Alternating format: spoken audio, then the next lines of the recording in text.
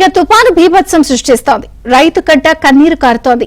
ఆకాశానికి చిల్లుపడి భూమి మునిగిపోయి చేతికి రావాల్సిన పంట నీళ్ల పాలై అన్నదాతలు హాహాకారాలు చేస్తున్నారు. ప్రభుత్వం ఆదుకోకపోతే ఇక తమ పని గోవిందా అని రైతులు గగ్గోలు పెడుతున్నారు. లక్షల ఎకరాల్లో జరిగిన పంట నష్టాన్ని అంచనా వేసిన తర్వాత సాయం అందిస్తామని ప్రభుత్వం చెప్తోంది.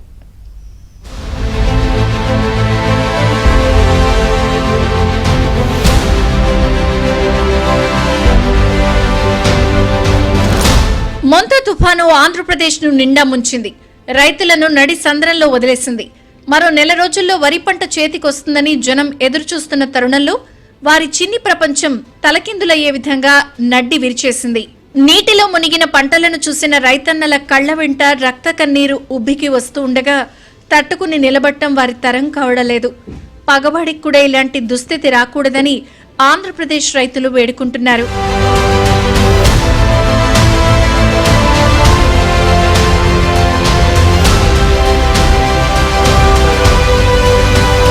మొంతా తుఫాను జనజీవనాన్ని అతలాకుతలం చేసింది. అంతటితో ఆగకుండా ఆంధ్రప్రదేశ్లో ప్రధాన ధాన్యాగారంగా ఉన్న కోస్తా ప్రాంతాన్ని కోలుకోలేని దెబ్బతీసింది. రాష్ట్రంలో 22 జిల్లాల్లోని 403 మండలాలపై మొంతా తుఫాను ప్రభావం స్పష్టంగా కనిపించింది. ప్రాథమిక అంచనా కంటే కూడా నష్టం మరింత పెరగవచ్చునని కూడా చెబుతున్నారు. కృష్ణా, ఉభయ గోదావరి జిల్లాల్లోని పలు ప్రాంతాల్లో పొట్టకొచ్చిన వరి నీటిపాలైంది. నీరు బయటకు పంపించడం కూడా అన్నదాతలకు కష్టంగా మారింది. కృష్ణా, గుంటూరు జిల్లాల్లో పొట్టకొచ్చిన వరి ఇంకా తేరుకోవడం కష్టమవుతుందని అన్నదాతలు చెబుతున్నారు.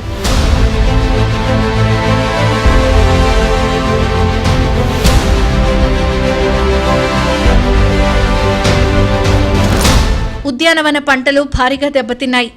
అరటి, కంది, పసుపు వంటి పంటలు పూర్తిగా నీటిపాలయ్యాయి. అరటి చెట్లు పెనుగాలుల దెబ్బకు పూర్తిగా విరిగిపోయాయి. అరటి గెలలు కూడా నీటిపాలయ్యాయి.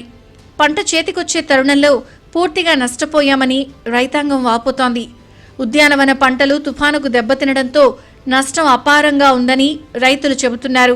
తుఫాను ప్రభావిత ప్రాంతాల్లో సీఎం చంద్రబాబు ఏరియల్ వ్యూ నిర్వహించారు. చిలకలూరిపేట, పరచూరు, చీరాల, బాపట్ల, కోడూరు, నాగాయలంక, కాట్రేనికోన, అంబాజీపేట, రాయవరం, ముదినేపల్లిలో సీఎం ఏరియల్ సర్వే చేశారు. కోనసీమ జిల్లా అల్లవరం మండలం ఓడలరేవుకు చేరుకున్నారు. ఫీల్డ్ విజిట్ కూడా చేశారు. రకరకాలుగా ఉంది. వరి పంట కొంతవరకు దెబ్బతినింది. హార్టికల్చర్ పంట కొంత దెబ్బతినింది. కొన్ని జిల్లాల్లో విపరీతంగా వర్షాలు పడ్డాయి. ఎక్కువ నీటితో మొత్తం కూడా